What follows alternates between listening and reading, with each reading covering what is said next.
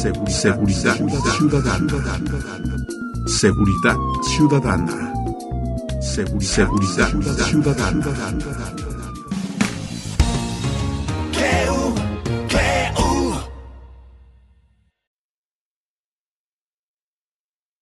Radio CLEU, tu punto de encuentro. Hola, ¿qué tal amigos? ¿Cómo están? Bienvenidos a su programa Seguridad Ciudadana, y hoy estoy realmente complacido porque tenemos dos invitados de lujo, una alumna, Raquel Meléndez. Bienvenida, Raquel. Hola. Gracias por acompañarnos. Gracias. Somos de derecha e izquierda, además por cuestiones de equidad, no me vayan a acusar de misógino. No queremos empezar con detalles raros del programa, ¿no? Entonces, no es cierto, Raquel, gracias por acompañarnos, bienvenida, qué bueno que estás por acá. Y Guillermo Alberto Hidalgo Montes. Alberto, muchas gracias por acompañarnos. Gracias por la invitación. Guillermo es el director de la Academia Estatal de Policía. De las Fuerzas de Seguridad del Estado de Puebla. De las Fuerzas de Seguridad Pública del Estado de Puebla. Que además les voy a leer un poquito el currículum de Alberto. Solamente vamos a leer una pequeña parte porque podríamos aventarnos toda la hora, la siguiente de otro programa y no empezaríamos. Alberto es consultor en seguridad pública, tiene maestría en psicología jurídica y criminológica por el Instituto Universitario de Puebla, egresado de la Escuela de Mandos de la Policía Federal. Dentro de sus especialidades es el uso legal de la fuerza policial, administración policial, administración criminal, manejo de pandillas, inteligencia policial, prevención del delito, equipos especiales, tiro policial. Ha recibido cursos en Alemania, Colombia, México y Estados Unidos, y ha impartido cursos en México, Colombia y en Estados Unidos por la Academia Nacional del FBI. Laborado en las policías fiscal federal, en el Estado de Puebla, director de la Policía de San Andrés Cholula, subdirector de la Policía de San Pedro Cholula, Grupo de Inteligencia de la Policía Estatal, instructor de la Policía Municipal de Puebla Capital, Consejo Estatal de Seguridad Pública, en el Estado de Hidalgo, en el Consejo Estatal de Seguridad Pública, en el Estado de Guerrero, asesor del área de Seguridad Pública del Secretario General de Gobierno, rector de la Universidad Policial del Estado de Guerrero, y actualmente se encuentra laborando como director de la Academia de las Fuerzas de Seguridad Pública del Estado de Puebla, perito en el área de delincuencia organizada y pandillas en el Estado de Arizona. Colabora actualmente en los siguientes medios de comunicación: el Blog de la Seguridad, Ángulo 7, El Mexicano en el estado de Baja California, Univisión Radio 1020 AM en Los Ángeles, California, Univisión Televisión y en el portal plural.mx. Amplia experiencia de nuestro invitado el día de hoy, un hombre que se ha formado en los ámbitos de la seguridad pública, en los ámbitos de la prevención del delito, y eran temas, Alberto, que hemos venido platicando en otros programas, y lo platicábamos en el aula con nuestros compañeros alumnos. Es fundamental hoy para la seguridad pública que haya gente que se esté preparando, que se esté profesionalizando.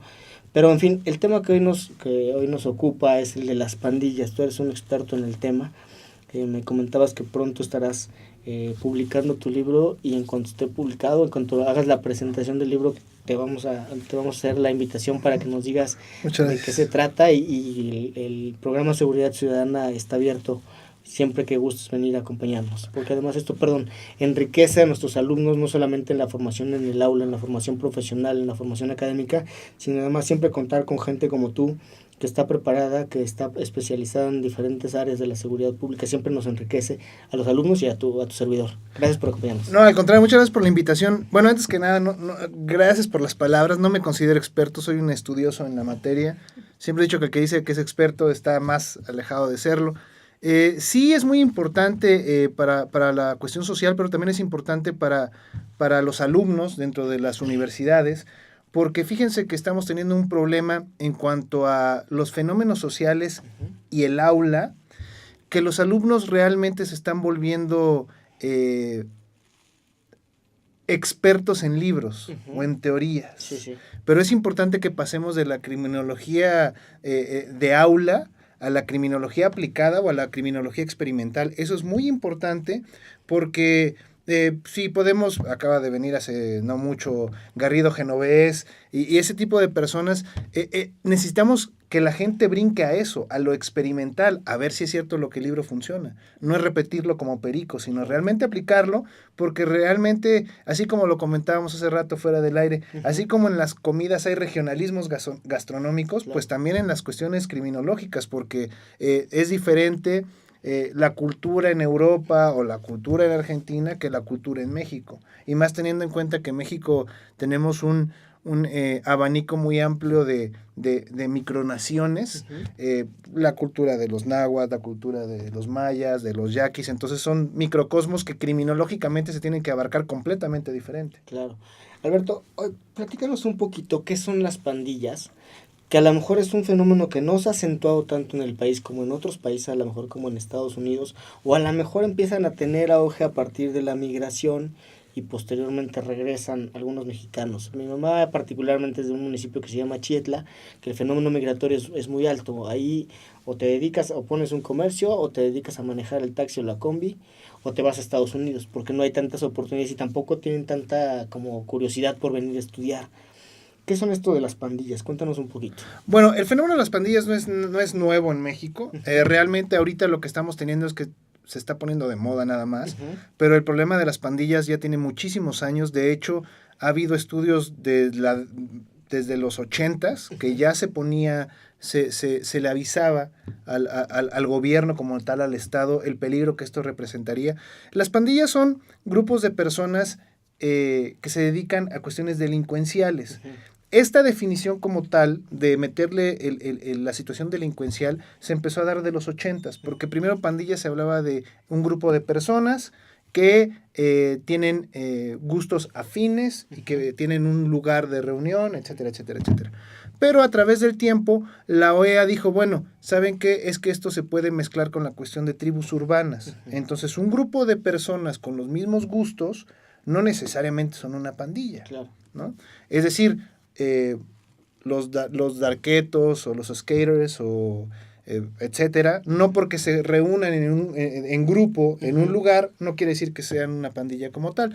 Entonces, autores como Perea y otras personas dijeron, bueno, ¿saben qué? Es que realmente sí hay una diferencia entre una pandilla perniciosa a una tribu urbana. Entonces, le metieron este grupo de personas pero que tienen actividad delincuencial. Incluso en la legislación de Centroamérica, que fueron los pioneros en Latinoamérica en esta situación, sí fueron, primero, por ejemplo, en Honduras sí hablaban de un grupo de personas, pero después empezaron a hablar de un grupo de personas con actividad delincuencial.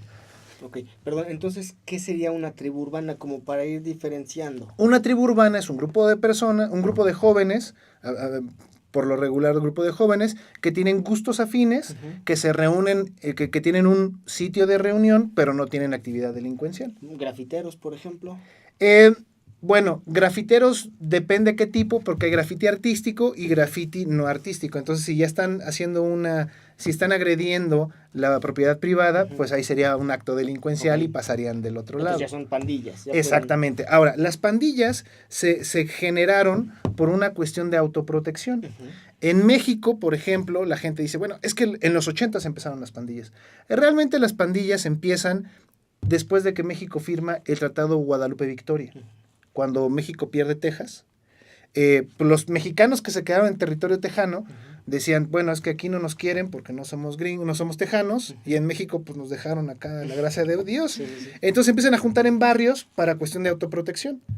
Entonces ahí empezó en esa parte de Estados Unidos. Y después de la Revolución Mexicana, en el área de Los Ángeles, empieza a pasar lo mismo. La gente que se dedicaba a la siembra y a la pizca se empieza a ver agredida por grupos étnicos oriundos de Estados Unidos y generan grupos de autoprotección. Es decir, si lo vemos de un punto muy purista, al principio las pandillas buscaban algo bueno que era la supervivencia del pueblo, pero desgraciadamente se fueron descomponiendo a través del tiempo. ¿Qué genera esta descomposición? O sea, ¿por qué, por ejemplo, de repente surgieron los grupos de autodefensa en México y en otros países con el objetivo de cuidarse, de protegerse, pero de repente evolucionaron y se convirtieron en un tema complicado? ¿Qué generó esta evolución de las pandillas, de un asunto de autoprotección, de nos organizamos para cuidarnos y ya nos dedicamos a actividades criminales? Bueno, este factor que detonó eso es la cuestión cultural y la cuestión de poder obtener beneficios de forma rápida, de forma irregular, ¿sí? Es decir, oye, pues me están pagando por esto o estoy recibiendo esto. Por ejemplo, de las primeras pandillas que después se volvieron mafias fue la mafia siciliana. Y la mafia siciliana empezó cuando los romanos llegaron a talar Sicilia para poder tener sembradíos de trigo. Entonces los sicilianos empezaron a formar en grupos para poderse defender de ellos, pero la gente les regalaba el trigo, productos, y decían, oye, pues esto está bien, podemos ser como un pequeño ejército irregular. Entonces vean cómo de una pandilla brincó de golpe a una mafia, claro, ¿no? Entonces es lo mismo, lo que ese tipo de cuestiones de ganancias irregulares genera muchos problemas en todos los países, y más ahora con la cuestión de impuestos, etcétera, etcétera, etcétera, se generan cantidades millonarias de la noche a la mañana. ¿Hay alguna manera de medir? Porque, por ejemplo, se habla mucho del cierto tipo de fenómenos, ¿no? Los sindicatos, los grupos subversivos. Claro. ¿Hay alguna manera de medir el impacto económico que esto tiene? Porque además, si en esta subcultura, si en esta manera de obtener ingresos están generando beneficios económicos para ellos y sus familias que no encontrarían en una actividad formal, ¿hay alguna forma de medir estos impactos económicos? Sí hay forma de medirlos. Por ejemplo, la Mara Salvatrucha en donde se creó en Los Ángeles, esa calle más o menos les genera a ellos aproximadamente $20 millones al año. Y es de puro cobro de piso de los hot dogs, o sea, nada más de puro cobro de piso, ¿no? Entonces, imagínense, sí hay forma de hacerlo, desgraciadamente en México casi no se hace, nos vamos más por los cárteles, pero ¿qué pasa con las pandillas? Más adelante hablaremos qué tipos de pandillas, porque no todas las pandillas se vuelven cárteles, qué tipos de pandillas hay, pero este tipo de situaciones sí generan un detrimento en la calidad de vida de una sociedad y también un hueco económico bastante complejo. Claro. Amigos, vamos al primer corte comercial. Les recordamos las líneas de comunicación. Estamos en Facebook en Radio Cleu, en Instagram nos encuentran en Cleu Universidad y en YouTube nos encuentran como Radio Cleu. Les recuerdo, estamos con nuestro amigo Alberto Hidalgo Montes platicando de las pandillas en México y con Raquel, que Raquel va a empezar con la siguiente pregunta. Vamos a un corte. Radio Cleu, tu punto de encuentro.